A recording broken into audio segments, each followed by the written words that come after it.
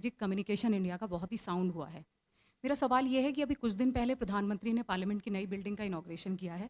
उसमें एक नक्शा लगा हुआ है जिसे अखंड भारत कहा जा रहा है। उसे लेकर के आपके पड़ोसी देशों में 3 देशों में नेपाल, बांग्लादेश और पाकिस्तान में विवाद है। 2 मित्र देश हैं भारत के और पाकिस्तान हमारा शत्रु राष्ट्र है। तो सर ये मैं आपसे पूछना चाहती हूँ कि एक तो ये जो अखंड भारत को लेकर के विवाद है, इसमें भारत का क्या कहना है अपने पड़ोसी देशों को? और जैसे कि कल नेपाल के प्रधानमंत्री ने वहाँ की पार्लियामेंट में ये कहा है कि मैंने ये मुद्दा अपनी भारत यात्रा के दौरान उठाया था, जिसके जवाब में मुझे भारतीय पक्ष ने ये कहा है कि ये राजनीतिक नक्शा नहीं है, ये सांस्कृतिक नक्शा है। तो ये जवाब आपका केवल अपने मित्र राष्ट्रों के लिए है, जैसे नेपाल और बांग्लादेश? क्योंकि इसमें पीओके का भी हिस्सा है और पीओके को लेकर के भारत का जो स्टैंड है, वो बहुत ही अलग स्टैंड रहा है। हम हमेशा ही ये कहते रहे हैं कि पीओके में में जो जो नक्शा जो दिखाया गया, मेरे ख्याल से हमारे प्रवक्ता जो हैं इस पे टिप्पणी कर चुके हैं। Am I correct?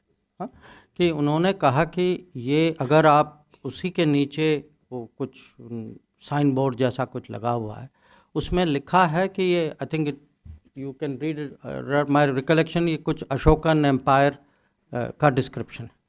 तो ये एक ऐतिहासिक हाँ दैट दैट जो लिखा है, it says it depicts the spread of the Ashokan empire and the idea of responsible and people oriented governance that he adopted. तो इसको मुझे नहीं लगता कि राजनीतिक विषय बनना ही चाहिए, और जो हमारे मित्र देश जो हैं वो समझेंगे। अगर कहीं कुछ उनको क्लैरिफिकेशन चाहिए तो मुझे लगता है उसमें कोई बड़ी बात नहीं है, और जो मुझे जो बताया गया है वो समझ चुके।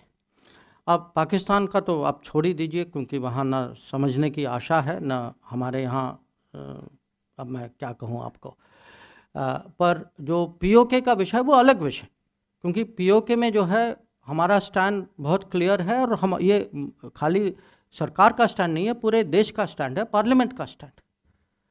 तो उसमें माने पार्लियामेंट का स्टैंड है, तो उसमें कोई चेंज करने की माने पॉसिबिलिटी है ही नहीं।